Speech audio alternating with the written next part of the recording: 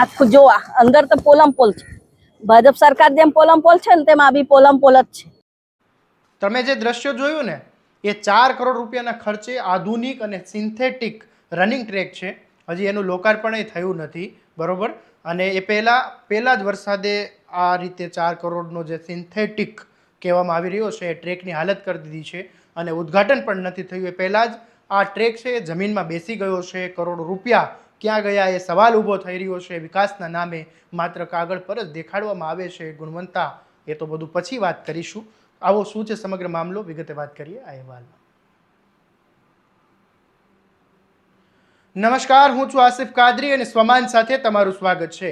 નવસારી મહાનગરપાલિકા દ્વારા લુન્સીફુઈ મેદાન ખાતે અંદાજે 4 કરોડ રૂપિયાના ખર્ચે અદ્યતન અને સિન્થેટિક રનિંગ ટ્રેક તૈયાર કરવામાં આવ્યો. આ ટ્રેક રમતવીરો અને પોલીસ આર્મી સહિતની ભરતીની શારીરિક કસોટી માટે તૈયાર કરવામાં આવ્યો છે, જેમાં હજુ આ ટ્રેકનું સત્તાવાર રીતે લોકાર્પણ પણ થયું નથી. ત્યાં જ ચોમાસાના પ્રથમ અને સામાન્ય વરસાદે આ ટ્રેકનો એક ભાગ જમીનમાં બેસાડી દીધો.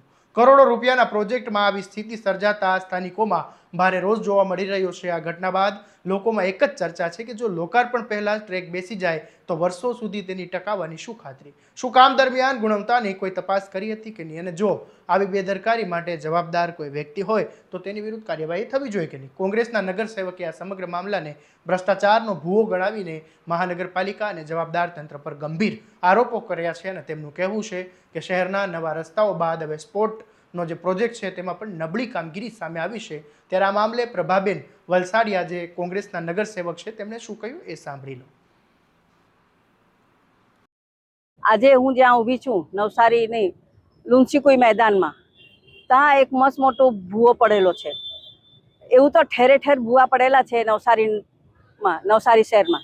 અને આજે સિન્થેટિક ટ્રેક બનાવવામાં આવ્યું તેના પર બી એક સવાલ છે. રમત ગમત કરવા માટે આવે છે, ચાલવાની તો ઘણી બધી જગ્યા તમે ડેવલપ કરી, સરબતિયા તળાવ છે, પેલું બધું બહુ જગ્યા તમે ચાલવા માટે બનાવ્યું. અહીંયા તો ફક્ત રમવા માટે હોવું જોઈએ.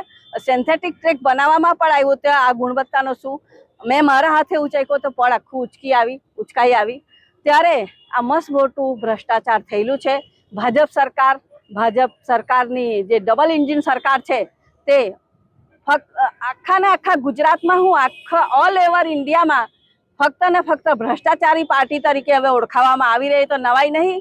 અને અહીંયા તો મસ્ત મોટું ભ્રષ્ટાચાર થયેલું છે. 4 કરોડનો ખર્ચો ખાલી સિન્થેટિક ટ્રેક બનાવવામાં કરવામાં આવ્યું છે.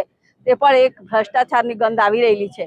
તેના માટે જવાબદારો સામે પગલાં લેવા જોઈએ. તમારા ખિસ્સાના પૈસા નથી, તમારા પરસેવાના પૈસા નથી, આ લોકોના પૈસા છે જે તમે વેડફી રહેલા છે. તેના માટે જવાબ આપવા પડશે ને આપવું પડશે ને આપવું જ પડશે. તો આ હતા જે પ્રભાબેન વલસાડિયા, તેમણે શું કહ્યું એ તમે સાંભળ્યું. તો બીજી તરફ સમગ્ર મામલે નવસારીના મેયર અશોક ધોરજીયાએ પણ પોતાની સ્પષ્ટતા આપી છે અને તેમણે કહ્યું કે લુન્સીફુઈ મેદાન એ નવું ડેવલપ થઈ રહ્યું હોવાથી રનિંગ ટ્રેક નીચે માટી વધુ પુરાણ કરવામાં આવી હતી અને ચોમાસામાં તે બેસી જાય તેવી શક્યતાઓ તો પહેલાં જ ખબર હતી. હવે આ જાહેર માટે આ ખુલ્લો મૂકવાનો છે. હાલ જ્યાં ટ્રેક બની ગયો છે ત્યાં એજન્સીઓએ તાત્કાલિક સમારકામ કરવાની જે છે તે તેમણે માહિતી આપી છે. હવે આ મામલે અમે વાત કરીએ પહેલાં તમે અશોક ધોરજીયાને સાંભળી લો. લુન્સીકુઈ મેદાન એ નવું ડેવલપ થતું મેદાન છે.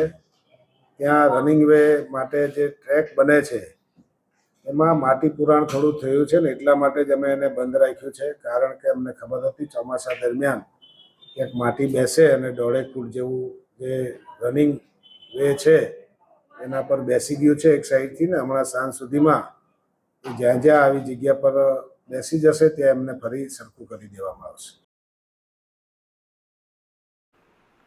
પરંતુ હવે સૌથી મોટો સવાલ એ છે કે જો તંત્રને પહેલાથી જ ખબર હતી કે માટી બેસી જવાની છે તો પછી તેના પર કરોડો રૂપિયાનો સિન્થેટિક ટ્રેક બનાવવાની ઉતાવળ શા માટે કરવામાં આવી? પહેલાં જ મજબૂત પાયો કેમ ન બનાવાયો? અને જો આ સામાન્ય પ્રક્રિયા હતી, જનતાના પૈસે ફરીથી જે ખર્ચ કરીને સમારકામ કરવાની વાત હતી, તો હાલ સમગ્ર મામલે પાલિકાની જે કામગીરી અને ગુણવત્તા સામે ગંભીર સવાલો ઊભા થયા છે. હવે લોકોની માંગ છે કે માત્ર સમારકામ નહીં પરંતુ ટેકનિકલ તપાસ કરવામાં આવે અને બેદરકારી કે ગેરરીતિ થઈ હોય તો કોન્ટ્રાક્ટર સામે અને અધિકારીઓ સામે કાર્યવાહી કરવામાં આવે. આવા દરેક અપડેટ માટે તમારા સ્વમાનને ફોલો અને સબસ્ક્રાઇબ કરવાનું અને આ વિડીયોને શેર કરવાનું ભૂલતા નહીં. નમસ્કાર.